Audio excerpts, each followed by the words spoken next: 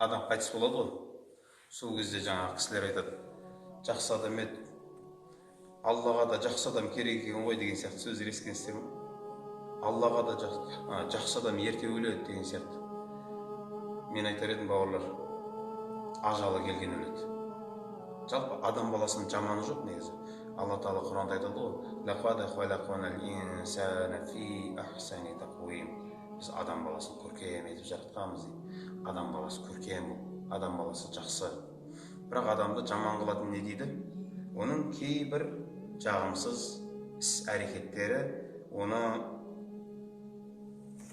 жаман көрсетеді дейді. Не дейді? Адам туа біткен жаман емес, жүре біткен жаман дейді ғой. Адам бәрі жақсы туған, бірақ жүре келе оның кейбір істері оны жаманға айналдырады да. Ал адам қайтыс болған кезде біздің жаңа өкініштен айтатынымыз ғой, адамға да жақсы, Алла Тағалаға да бір жақсы адам керек екен ғой деген сияқты. Жоқ, ағайындар, барлық адам жақсы, барлық адам жақсы. Бірақ енді негізгі айтқым келгені, ажал кімге келді, сол өледі. Ол біз жақсы деп ойлайық, оны жаман деп ойлайық, айырмашылық жоқ. Мен айтамын да, сонда қараңыз, сіз кейбір адамдардың көңіліне тиіп қалмайсыз ба? Арамызда қариялар отыр да, үлкен 80 жасқа, 90 жасқа жеткен адамдар отыр. Сіз айтып жатсыз да, жас біреу қайтыс болады. Аллаға да жақсы адамдар керек екен ғой, жақсы адамдар ерте кетеді екен ғой деген кезде ше, 80-90-дағы отырғандар сонда кім болады сонда? Олар сонда жаман адамдар, оңбаған адамдар өңкей. Аллаға керек емес уже шарт тастаған, бүйтіп өлейін десе өле алмай жүргендер ме?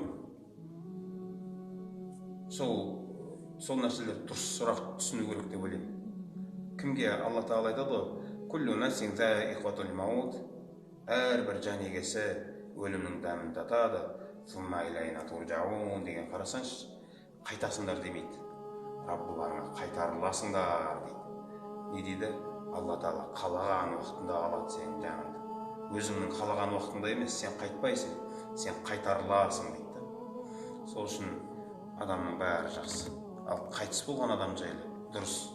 Қайтыс болған адамдардың кім болса ол болсын, намазхан, бейнамаз, басқа кім болса ол болсын, қайтыс болған адамның артынан жаман іс-әрекеттермен еске алу исламда қатты қайтарылған нәрсе. Еске аласыз ба? Тек жақсы жағымен еске алыңыз. Жаман жағы есіңізге түсті ма, онда сөйлемеңіз. Ішіңізден Раббым оны кешірші дей салыңыз. Болды.